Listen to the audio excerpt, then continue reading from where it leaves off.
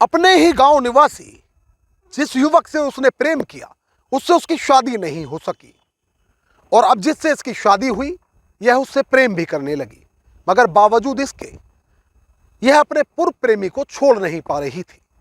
यानी कि शादी के बाद भी इस शादीशुदा महिला का अपने प्रेमी से मुसलसल मिलना जारी था और अब इसकी भनक इसके पति को भी लग चुकी थी। और फिर ऐसा मोड़ आया कि इसे प्रेमी और पति में से किसी एक को चुनना था। यानी अब पति और प्रेमी में से एक का मरना तय था।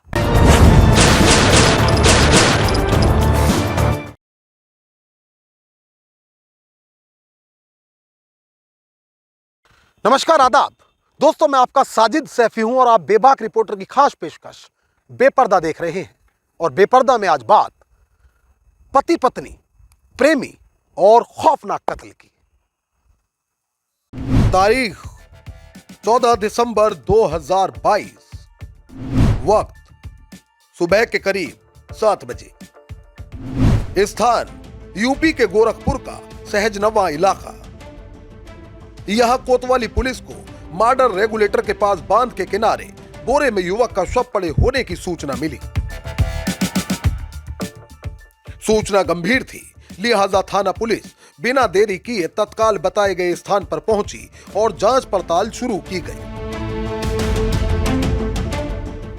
पुलिस पहली नजर में यह तो साफ जान चुकी थी कि किसी का कत्ल करके लाश को बोरे में भर के यहां फेंका गया है, मगर मरने वाला कौन है, वह किस लिए मारा गया, हत्यारे कौन हैं, कत्ल किस लिए किया गया, ऐसे कई बुनियादी सवालों के जवाबों से पुलिस अभी कोसों दूर थी। खैर, पुलिस ने पंचायतनामा की कार्रवाई के बाद शव को पोस्टमार्टम हाउस भिजवाया, जबकि अब पुलिस सोशल मीडिया के माध्यम से मृतक की शिनाख्त के प्रयास में जुट गई। ऐसे में जहां इस हत्याकांड की गुत्थी सुलझाना पुलिस के लिए चुनौतीपूर्ण साबित हो रहा था, तो वहीं मृतक की शिनाख्त करने की चुनौती भी पुलिस के सामने खड़ी थी। हालांकि अगले 24 घंटे में पुलिस घटना की पहली कड़ी को सुलझाने में कामयाब रही, क्योंकि पुलिस मरने वाले युवक की पहचान कर चुकी थी।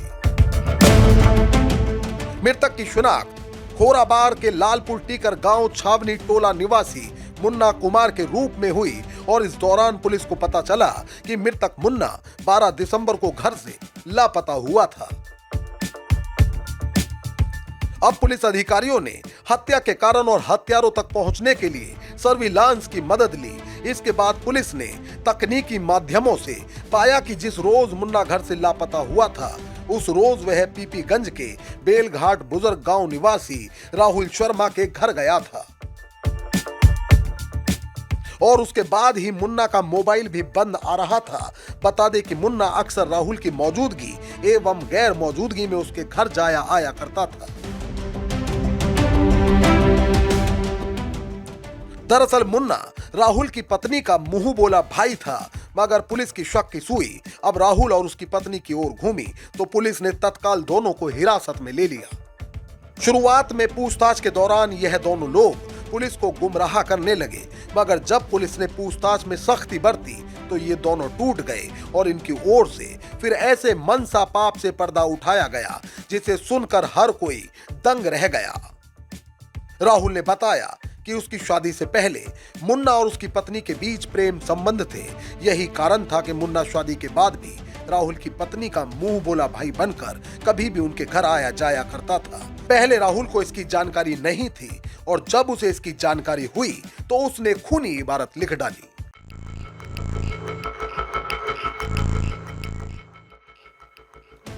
कई न्यूज साइट पर छपी खबरों में दावा किया गया कि जब आरोपी पति को यह जानकारी हुई कि इसके घर जो अक्सर इसकी पत्नी का रिश्ते का भाई बनकर आता है, असल में उसके इसकी पत्नी से अवैध संबंध हैं, तो पहले तो इसकी ओर से नाराजगी जाहिर की गई और फिर अपनी पत्नी से एक अजीबोगरीब डिमांड की गई।